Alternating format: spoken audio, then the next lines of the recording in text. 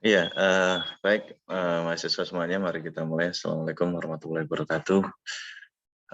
Sampai ketemu lagi ya, kita dalam perkuliahan teori dan metodologi sejarah. Ini perkuliahan yang ke berapa ya? Kalau enggak 8 ya 9 kelihatannya ya. Ya kemarin kita udah melaksanain UTS, kita lanjutin lagi materi kita gitu. Dan minggu depan kita nggak kuliah dulu ya karena lebaran kita gitu, dan selamat lebaran kalian, maaf lahir dan batin gitu, dan semoga semua hal ketika kita ibadah puasa lebaran menjadi berkah bagi kita semua, amin ya. Kali ini kita nerusin materi kita ya. Jadi materi teori dan metodologi itu kan cukup banyak ya, saya kira ya. Jadi sejak awal kita sudah ngomongin masalah paradigma kota, kemudian kita kemarin bahas secara kota, secara desa, dan ya sekarang kita akan ngomong kelanjutan hal itu. Gitu. Kita sekarang akan berbicara tentang sejarah sosial. Saya share screen dulu.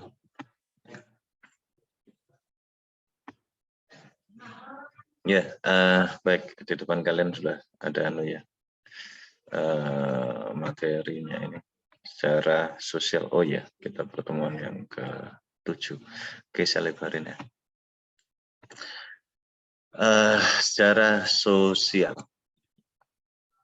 Nah, itu secara sosial, kita mulai dulu dari definisi ya. Definisi.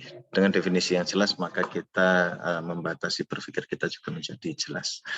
Sejarah sosial itu berasal dari dua kata, sejarah dan sosial. Apa itu sejarah? Ya, kalian pasti sudah tahu dulu di pengantar ilmu sejarah. Kira-kira kalau didefinisikan sejarah itu sebagai ilmu ya, yang mempelajari dinamika kehidupan manusia di masa lampau dalam waktu dan ruang tertentu. Kira-kira gitu ya, dinamika kehidupan manusia, aktivitas kehidupan manusia di masa lampau dalam waktu dan ruang tertentu. Nah, kemudian kita bertanya yang kedua, apa itu sosial? Kata sosial itu berasal dari bahasa Latin ya, socius, yang artinya segala sesuatu yang lahir, tumbuh, dan berkembang dalam kehidupan bersama. Kadang juga diartikan ada kaitannya dengan perkawanan gitu ya, kawan gitu. Nah, definisi lain seringkali menekankan struktur masyarakat. Jadi sosial itu akan terkait dengan masalah struktur masyarakat. Apa itu? Yaitu suatu tatanan dari hubungan-hubungan sosial. Kata kuncinya adalah tatanan ya, suatu tatanan itu kata kuncinya. Dari hubungan-hubungan sosial dalam masyarakat yang menempatkan pihak-pihak tertentu, bisa individu, keluarga, kelompok kelas, di dalam posisi sosial tertentu berdasarkan suatu sistem nilai dan norma yang berlaku pada suatu masyarakat pada waktu tertentu. Jadi kata kuncinya adalah sebuah tatanan. Dan dulu ketika saya menjelaskan tentang paradigma struktural ya, paradigma struktural itu sebetulnya juga nanti yang menjadi istilah yang digunakan oleh sejarawan ketika dia secara metodologi akan mengaktualisasikan bagaimana sejarah sosial itu ditulis gitu. Nah, dulu saya bercerita di situ bahwa kita mengenal sebuah sistem sosial ya. Dalam sistem sosial itu banyak terdapat unit-unit gitu. Banyak terdapat unit-unit. Masyarakat, kebudayaan itu ada unit-unitnya. Dan unit-unit itu memiliki fungsinya masing-masing.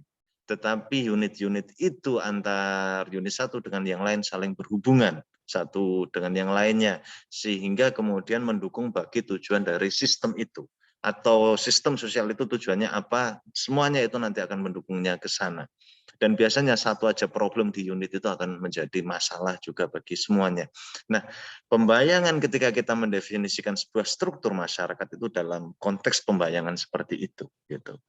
Nah, tetapi dalam definisi di sini itu ada sebuah penambahan bahwa posisi-posisi sosial tertentu berdasarkan itu dijalankan, diaktifkan, dia difungsikan berdasarkan sistem nilai dan norma yang berlaku dalam masyarakat. Ya, kemarin ketika saya menjelaskan paradigma teroriented, saya mengatakan bahwa manusia itu layaknya aktor-aktor dalam sebuah kehidupan, yang dimana dia bergerak kemudian berdasarkan sebuah aturan tertentu, entah tertulis atau tidak tertulis, demi sebuah tujuan tertentu, orientasi tertentu dari dirinya. Nah, kita membayangkan seperti itu. Dalam sebuah sistem sosial itu ada aturan-aturan, ada norma-norma, kemudian bagaimana aktor harus berjalan di sana, bagaimana aktor harus bermain di sana, bagaimana unit-unit itu harus berjalan di sana, berdasarkan aturan-aturan dan norma-norma tersebut. Jadi sekali lagi saya tekankan, ketika kita mendefinisikan sosial, maka dalam bayangan kita, ya di sana adalah ada masalah struktur, di sana ada sistem sosial, di sana ada hubungan-hubungan, di sana ada relasi-relasi, di sana ada interaksi-interaksi satu dengan yang lainnya, seperti itu. Oke, dicatat itu ya. Sekarang kita lanjutin. Nah, kata kunci berarti di sini ada interaksi sosial, hubungan, ada relasi. Apa yang interaksi sosial? Karena ini kalau kita menengok Suryono Sukamto ya, bukunya yang pengantar ilmu apa sosiologi ya bukunya itu, mendefinisikan interaksi sosial sebagai hubungan timbal balik antara individu dengan individu, individu dengan kelompok, dan kelompok dengan kelompok. Itu artinya apa? Persoalan secara sosial akan berada dalam konteks komunitas. Sebab dalam interaksi pasti akan terjadi dalam masyarakat. Nggak mungkin sendirian. Komunikasi nggak akan terjadi sendirian. Dia berada dalam sebuah ruang, terdiri dari berbagai macam orang. Dan kemudian pembayangannya adalah komunitas. Komunitas itu macam-macam ya. Bisa komunitas atas dasar kultur, atas dasar hobi, atas dasar passion, atas dasar apapun itu bisa terjadi. Nah, yang bersifat tradisional maupun kalau sekarang kita lihat banyak komunitas-komunitas modern ya. Buka grup WA, grup Facebook gitu udah orang bangun kelompok-kelompok komunitas-komunitas berdasarkan hal-hal tertentu. Nah, intinya di sana ada sebuah relasi. Lalu apa itu secara sosial itu ya? Tidak salah jika secara sosial kemudian seringkali ya, direlasikan gitu ya, atau dipahami sebagai sejarah komunitas tertentu. Gitu. Oleh sebab itu tidak heran jika secara sosial kadang menggarap komunitas-komunitas. Nah, kalau kita berbicara secara sosial gitu ya, kita kemudian mempelajari buku-buku secara sosial itu ya. Nah, di situ pasti kemudian kita sering ketemu gitu ya. Iya, komunitas-komunitas yang digarap gitu. Kayak misalnya petani gitu ya. Bisa nelayan, bisa buruh, seniman, komunitas pedagang Arab misalnya, komunitas pedagang Cina misalnya, tukang parkir, ya apapun lah komunitas itu. Kita sering baca. Jadi kalau Anda dapat sejarah komunitas Arab di Solo misalnya, oh itu berarti termasuk kajian sejarah sosial.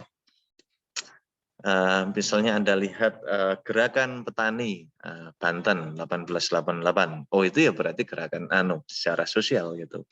Kemudian Anda lihat gerakan sosial masyarakat Kedungombo, oh itu berarti secara sosial gitu. Anda misalnya melihat nanti ekonomi masyarakat nelayan pesisir, padi misalnya tahun sekian sampai sekian, ya itu berarti secara sosial. Kemudian kalau Anda lihat komunitas Muslim di Yogyakarta, ekonomi dan komunitas Muslim di Yogyakarta tahun sekian sampai sekian misalnya, ya itu secara sosial. Gitu. Jadi asik secara sosial. Secara sosial itu dimensinya begitu luas ya. Batasan yang dilihat secara sosial itu berada dalam komunitas saja, itu kalau kita mengacu kepada definisi yang diberikan Kuntowijoyo atas secara sosial itu menjadi sempit gitu. Karena Kuntowijoyo itu mengatakan gini, sepanjang ia merupakan sebuah unit masyarakat, menarik ya unit ini ya, unit masyarakat itu macam-macam ya. Tadi kita bayangin masyarakat itu sistem punya struktur, punya unit itu banyak sekali gitu. Sepanjang itu merupakan sebuah unit masyarakat dalam ruang lingkup dan waktu tertentu, gitu ya, di mana dan kapan saja, maka ia dapat dikatakan sebagai secara sosial. Ini artinya apa? Bahwa segala aspek kehidupan manusia sebenarnya dapat menjadi ladang garapan secara sosial. Enak ya? Nah, segala aspek kehidupan manusia bisa menjadi garapan secara sosial. Tapi kadang-kala juga Perkembangan terkini ya, secara sosial semakin berkembang itu sekarang menjadi sejarah kehidupan sehari-hari ya. Itu segala aspek kehidupan sehari-hari masyarakat bisa digarap gitu. Apa saja misalnya secara pakaian, secara makanan, secara keluarga itu kita sering temu dalam sejarah kehidupan sehari-hari ya. Maupun juga dimensi-dimensi masyarakat lainnya, ada politik, ekonomi, budaya, seni, dan sebagainya. Jadi ini asik kalau ngomong secara sosial, Anda bisa garap apapun. Secara sosial tambah pemahaman secara kehidupan sehari-hari, kita bisa garap apapun. Hal yang nampak sepele, hal yang nampak remeh-temeh, hal yang nampak selama ini nggak diperhatikan, ternyata ketika digarap menjadi secara sangat menjadi luar biasa. Itu hikmah ketika kita belajar secara sosial menyadarkan kita seperti itu. Oke, kita lanjutin ya. Perkembangan secara sosial ini ya. Menurut Kunto Wijoyo, kajian tentang secara sosial sudah dimulai sejak sebelum Perang Dunia Kedua. Tetapi sebagai sebuah gerakan intelektual baru berkembang sejak tahun 50-an. Siapa pelopor aliran secara sosial ini?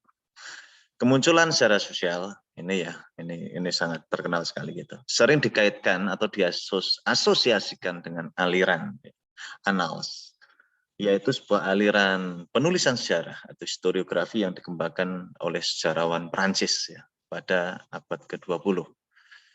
Nama aliran ini berasal dari nama jurnalnya, Annales de Histoire Économique et Sociale. Annals sejarah ekonomi dan sosial ya, sosialis. Dipelopori oleh beberapa sejarawan Prancis seperti Lucien Febvre, Henry Hauset, dan Max Blou. Nah, terkenal Max Blou ini sering.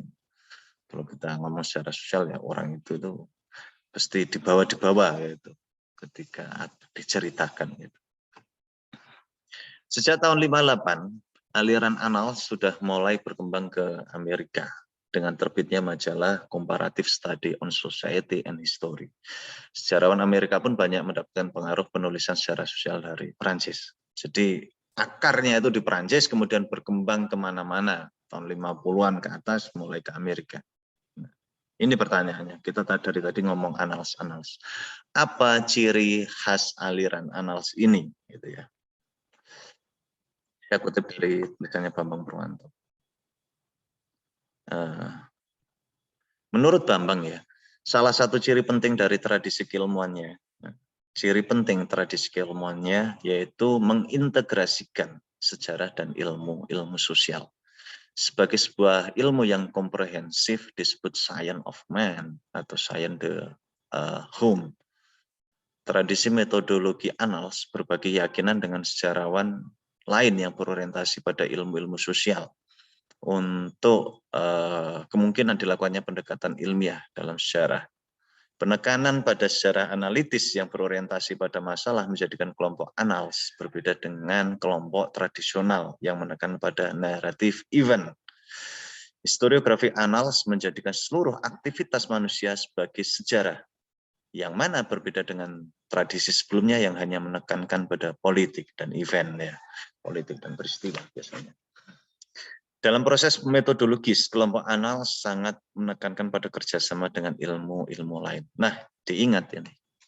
Jadi aliran annals ini sebetulnya mengembangkan sebuah metodologi baru ya, yang kemudian kita sering mendengar ya di Indonesia dikenalkan oleh Sartono Kartodirjo, pendekatan ilmu sosial dalam penelitian sejarah. Karena apa Pak? Gini, sebelum kajian ini itu ada gitu ya, wacana ini ada yang kemudian melahirkan kajian-kajian sejarah sosial itu ada. Sejarah di masa lalu itu ya nulisnya naratif. Naratif itu apa Pak? Yo cerita gitu. Itu naratif of event, yaitu menceritakan peristiwa kronologis dari waktu ke waktu, sangat prosesual sekali gitu. Nah, ketika ini masuk, kemudian ada paradigma baru ya, yang tadi saya katakan struktural sebetulnya. Ada paradigma struktural baru yang mempengaruhi para sejarawan gitu. Jadi masyarakat itu dipandang, jadi peristiwa sejarah itu dipandang itu layaknya sebuah sistem ya. Ini tadi Bambang mana ya? Tradisi modern berbagi keyakinan secara berorientasi ilmu dalam pendekatan ilmiah. Ya, penekanan secara berorientasi masalah ya. Menekankan pada, oh ya, oke. Jadi gitu, ada orang melihat masyarakat, melihat peristiwa, melihat sesuatu itu sudah berubah gitu. Kalau dulu sejarawan menuliskan peristiwa ya udah tulis saja kronologis, tapi peristiwa itu dipandang kemudian berbeda ya. Ada struktur-struktur yang memungkinkan terjadinya peristiwa. Ada kondisi-kondisi yang memungkinkan terjadinya peristiwa. Ada faktor-faktor yang memungkinkan memunculnya peristiwa. Ada cara pandang seperti itu yang berubah gitu ketika melihat peristiwa. Nah, disitulah kemudian diperlukan pendekatan ilmu-ilmu sosial. Ciri khas anal itu sebetulnya secara sosial, ciri khasnya itu, secara struktur. Nah, latar belakang kemunculan aliran analisis. Abad ke-19, tradisi penulisan yang bercorak sejarah sosial di Eropa sudah cukup berkembang. Sebelum abad ke-19 sudah berkembang corak sejarah sosial. Misalnya saja tulisan Voltaire, Essay on Manners, Justus Moser, History of Osnabrück, maupun seperti Gibbon ya, Edward Gibbon, The Decline and the Fall of Roman Empire. Nah, ini sudah memulai penulisan-penulisan corak sejarah yang modelnya sosial. Nah, menariknya abad ke-19 gitu. Aliran yang seperti ini itu nggak berkembang gitu. Mengalami kemunduran. Kemudian digantikan aliran penulisan sejarah yang baru di Eropa ya terutama ya. Yang sifatnya cenderung politis. Sejarah yang bersifat politis yang menggarap juga hal-hal terkait dengan perang orang-orang besar gitu. Ada beberapa hal munculnya sejarah yang kemudian penulisannya cenderung menjadi sangat politis pada abad 19. Pertama, politisasi sejarah demi kepentingan nasionalisme, pendidikan kewarganegaraan bahkan sebagai alat propaganda kaum nasionalis Eropa. Kalau kalian dulu belajar sejarah Eropa, kita masih ingat ya, sejak revolusi Prancis kemudian terjadi perang Napoleon ya. Perang Napoleon, kemudian ya munculnya nasionalisme negara-negara Eropa gara-gara Napoleon ngamuk ke sana kemari itu ya. Nah, itu juga kondisi-kondisi sosial politik yang ada dalam masyarakat Eropa itu berpengaruh besar cara bagaimana kemudian masyarakat menuliskan sejarahnya gitu. Hal yang terpenting terutama itu juga sama hampir kayak di Indonesia ya ketika awal-awal kemerdekaan gitu ya, semangat nasionalisme, semangat berbangsa bernegara itu mempengaruhi sejarawan dalam menulis sejarah gitu. Dan tidak jarang kemudian sejarah terjebak sebagai alat propaganda kaum nasionalis. Karena memang membangkitkan masa lalu untuk suatu hal di masa kini itu akan memperkuat keidentitasan kita, memori kita tentang masa lalu itu akan menunjukkan tentang identitas kita, dan nasionalisme itu butuh sebuah identitas. Sejarahlah yang kemudian mengendorse hal itu gitu. Sehingga kemudian penulisan sejarah itu menjadi tidak objektif kadang seperti itu. Jadi sejarah hanya sebagai alat kampanye, alat propaganda untuk kepentingan nation gitu ya. Nah, faktor yang kedua, mengapa kecenderungan penulisan sejarah di Eropa itu menjadi demikian politis gitu ya. Itu karena revolusi intelektual. Di Jerman muncul seorang tokoh yang Leopold von Ranke ya. Itu terkenal sampai sekarang aliran Ranke itu. Ranke itu membawa sebuah gagasan baru dalam hal metodologi maupun penggunaan sumber dalam penulisan sejarah. Nanti kita bahas ya. Siapa itu Ranke gitu. Dominasi sejarah yang bersifat politik inilah yang kemudian melahirkan kritik gitu. Sejarah kok politik atau isinya gitu. Sejarah kok cerita tentang perang, sejarah kok cerita tentang orang-orang besar, itu menimbulkan kritik gitu dari ya para ilmuwan gitu. Yang kemudian seperti yang dilakukan kelompok sejarawan analis. Dia ingin menulis sejarah dengan cara yang berbeda, dengan cara yang baru gitu. Bukan berarti ya cara lama itu salah, enggak ya, enggak selalu seperti itu kita memahaminya. Tapi kalau bisa mengembangkan cara yang baru, kenapa enggak gitu, sehingga ilmu itu bisa dinamis gitu. Kelompok Annals lahir dengan mengkritik para sejarawan tradisional yang kuat akan pengaruh aliran Leopold von Ranke yang ada sejak abad 19, di mana menulis sejarah selalu menempatkan pada peristiwa dan tokoh sebagai fokus utamanya. Lewat jurnalnya Annales de Histoire Économique et Sociale, mereka mengajukan sebuah pendekatan baru, di mana peristiwa dan tokoh tidak lagi menjadi fokus. Ingat, peristiwa dan tokoh tidak lagi menjadi fokus utama dalam penulisan sejarah. Mereka menginginkan sejarah yang manusiawi dan lebih luas dari sekedar tokoh dan politik. Ini yang kemudian dikenal dengan pendekatan strukturalisme. Nah, alam berpikir secara sosial itu sebetulnya saya kira memang wacana yang ya kalau di kampus-kampus umum ya terutama itu sudah hal yang biasa. Dan mereka sudah menggarap hal-hal itu gitu. Kalau di PTKIN ya PTKIN kita lekas mulai gitu. Di Salatiga Pak. SPI Salatiga, ya kita mulai mengembangkan hal itu gitu. Walaupun saya masih melihat pengaruh elitisme intelektual gitu. Elitisme intelektual itu masih menjadi belenggu bagi kita ketika kita akan mengkaji sebuah sejarah. Kita kalau nulis sejarah itu selalu membayangkan bahwa sejarah yang bagus itu ya orang besar gitu. Maka kita sering nulis biografi gitu kan. Ini yang tren di kita, biografi tokoh tertentu, biografi orang tertentu gitu. Kita demen sekali gitu. Dan yang kita tulis itu mesti ya orang besar di situ itu gitu. Maka seolah-olah sejarah itu isinya orang besar gitu. Jadi nggak enak banget gitu ya. Apakah itu salah Pak? Ya nggak salah gitu.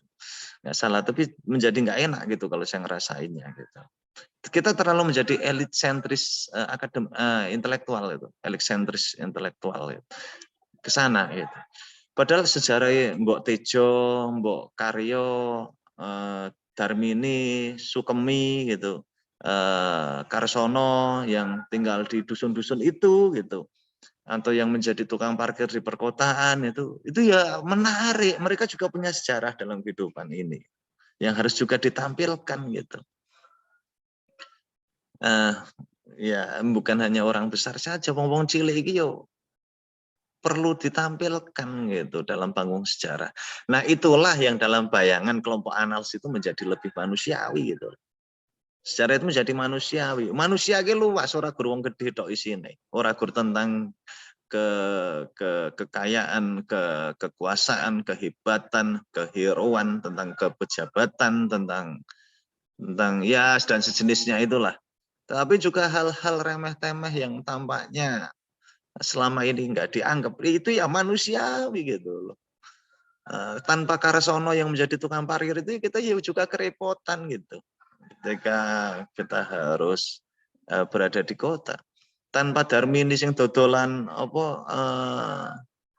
kuban kayak nang pasar gitu ya kita juga repot dong kita itu pengen mangan kuban barang gitu loh. Tanpa Karsium sing gawene dodolan kayu ya kita juga repot karena kita butuh kayu terkadang. Nah, ini sejarah orang-orang kecil ini perlu dihadirkan sehingga sejarah menjadi sangat manusia. Sejarah itu bukan miliknya kelompok elit saja, tapi sejarah itu juga miliknya kelompok wong cilik. Nah, sejarah sosial itu semangatnya itu. Gitu. Semangatnya dia menulis sejarah itu bukan hanya kemudian sisi politik yang kemudian berakhir ke elit sentris gitu, tapi juga yang wong cilik ini perlu ada tempatnya dalam sejarah. Oke, kita lanjutin ya. Catatan kaki sejarah pengaruh tradisional pengaruh Leopold von Ranke ya. Tadi saya katakan Leopold von Ranke itu orang Jerman ya. Dia itu, nah ini menariknya. Kalau kita dulu belajar historiografi pasti tahu. Leopold von Ranke seringkali disebut bapak sejarah modern atau sejarah kritis ya. Dalam penulisan sejarah Ranke memperkenalkan sejarah yang lama dulu Herodotus ya. Secara kritis, bapak secara kritis itu Leopold von Ranke. Revolusi intelektual dia itu apa sih itu? Ranke itu memperkenalkan metode baru dalam penulisan sejarah, yaitu kritik sumber, terutama kritik internal. Kalau kritik eksternal sebelum Ranke itu sudah ada dikembangkan ya. Jan Mobilian itu mengembangkan kritik eksternal. Tapi Ranke itu memperkenalkan kritik internal. Kalian masih ingat kritik internal itu apa? Untuk cari apa kritik internal itu? Ya, mesti ingat ya, harus ingat itu. Validitas, kesahihan. Metode baru kritik sumber. Ia menginginkan sejarah tidak hanya sebatas cerita, melainkan menjadi kebenaran-kebenaran yang dapat dipertanggungjawabkan secara ilmiah. Sejarah ki ora gur dongengan, ora gur mitos, tidak hanya sekedar kronik gitu. Sehingga kebenaran ini nggak bisa dipertanggungjawabkan. Gitu. Tapi sejarah itu ditulis harus bisa kebenarannya dipertanggungjawabkan. Ini artinya penulisan sejarah yang dia rintis ingin membebaskan dari penulisan yang mitologis. Ia menolak gambaran sejarah yang hayal, imajinatif. Gitu. Kalau kita mengkaji tradisi lisan, mitos dan sebagainya itu kan kita sering menemukan irasional ya, atau ketidaknalaran cerita di sana. Gitu. Dan bahkan mungkin kadang kita sering tertawa atau mungkin senang, terhibur gitu. Atau kita memaknai dengan cara yang berbeda. Itu tergantung apresiasi kita. Tapi bagi Ranke itu nggak masuk akal. Gitu. Itu nggak bisa dipertanggungjawabkan secara ilmiah. Karena ilmiah itu harus ada buktinya, harus temu akal. Itu ilmiah. Itu. Ranke seperti itu. Nah, dalam penulisan sejarah, ia berpedoman kepada semboyan what is a Henlik Geschichte.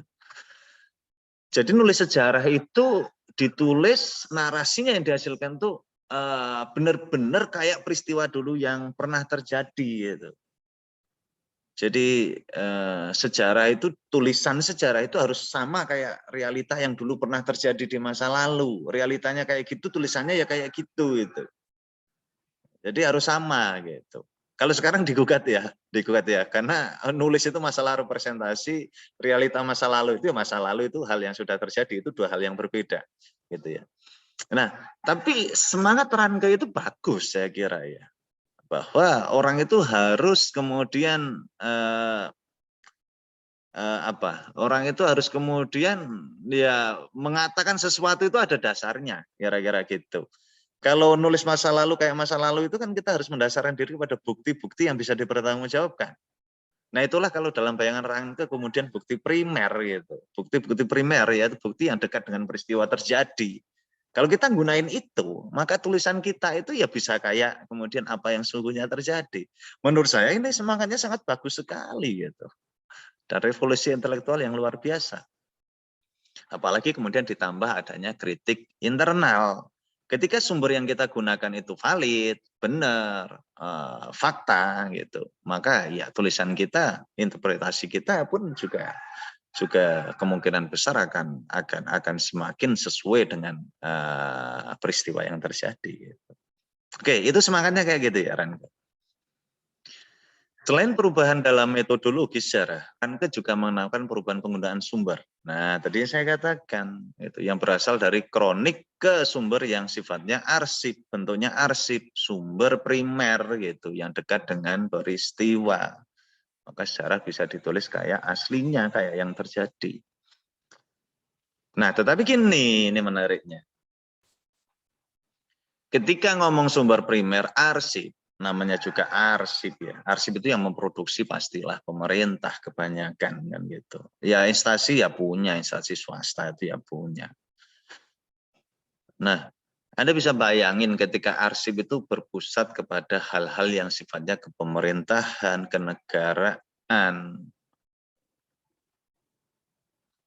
Hal-hal kayak gitulah, kelembagaan, kerja-kerja pemerintah. Kira-kira arsip itu sudah sangat politik sentris apa enggak?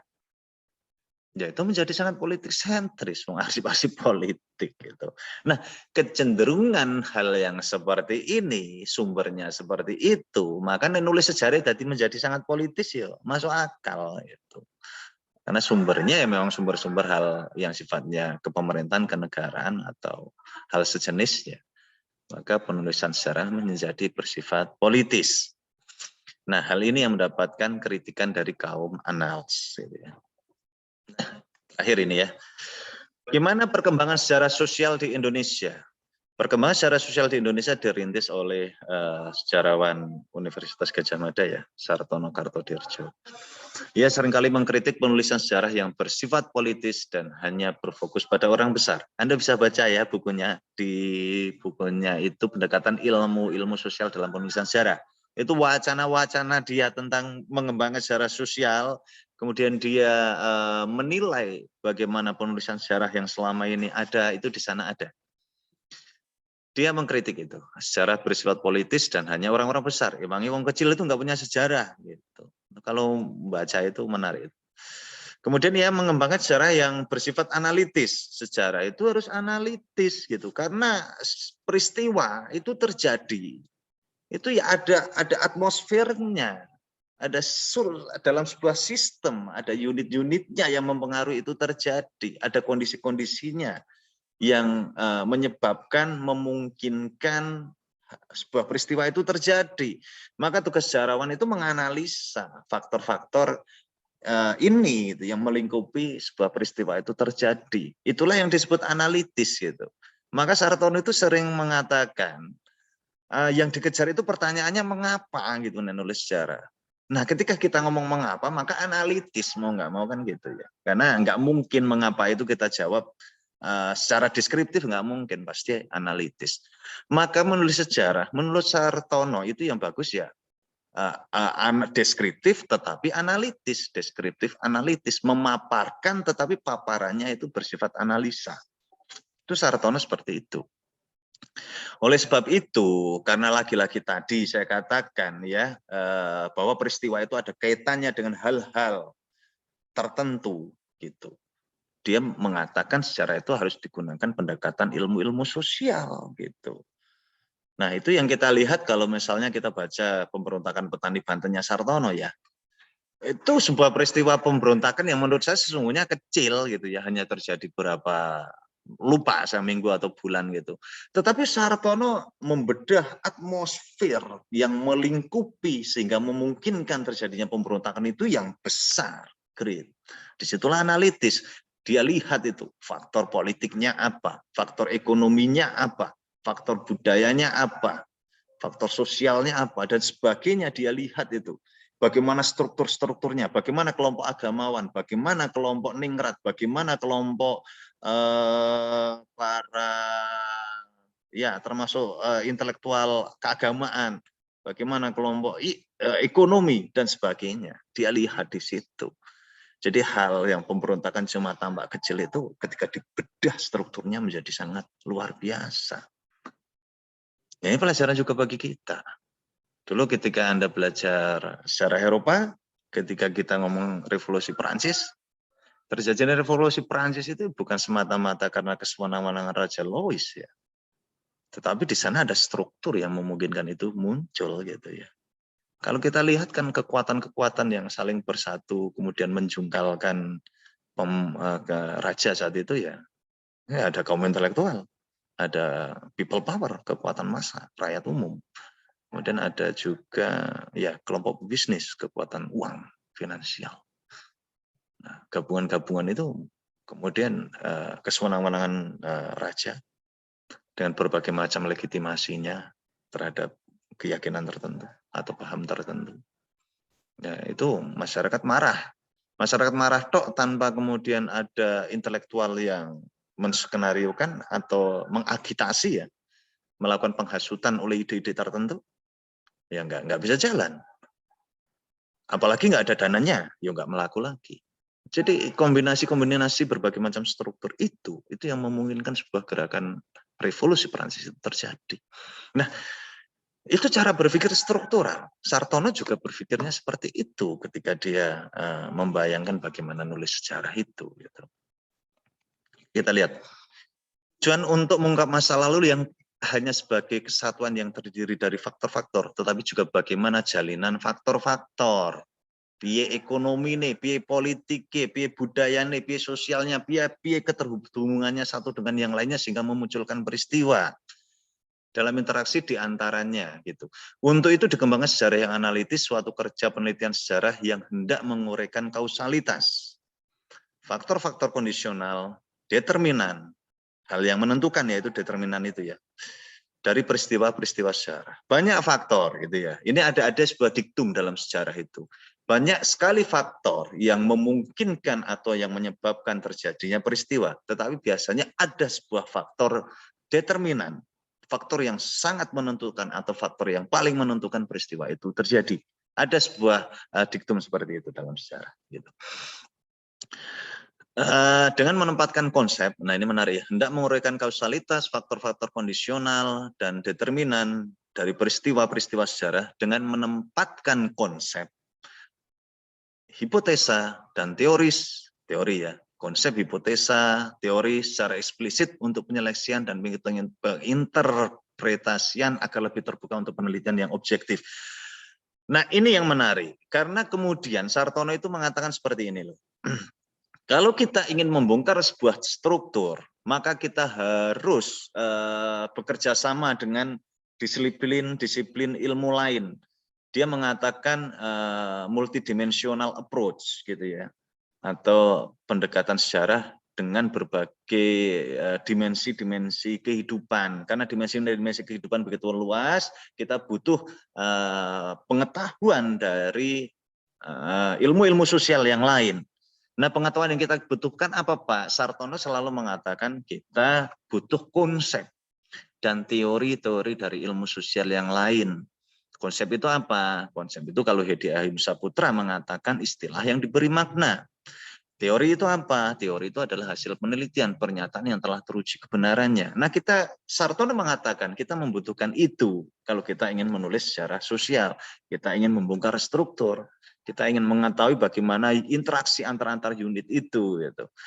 Nah, makanya ya tadi saya katakan Sartono mengatakan itulah pendekatan multidimensional approach atau pendekatan ilmu sosial bagi penulisan sejarah. Maka sejarahnya menjadi analitis. Dan juga inilah yang disebut sebagai ciri sejarah struktural. Maka sejarah sosial itu selalu dalam bayangan di sini akan terkait dengan struktural. Secara sosial, secara struktural. Secara sosial, secara yang analitis. Gitu. Oke, Anda bisa menulis ya secara yang seperti ini ya. Dan kita akan senang sekali kalau Anda menulisnya. Gitu. Mungkin itu ya teman-teman kuliah kita pada kesempatan kali ini. Nanti kita lanjutin ya habis lebaran ya. Kita ketemu kembali, kita akan ngomongin hal yang berbeda lagi. Oke, terima kasih atas perhatiannya ya. Saya akhiri sampai di sini dulu. Billahi taufik wal hidayah. Assalamualaikum warahmatullahi wabarakatuh. Ya, saya stop share dan end ya.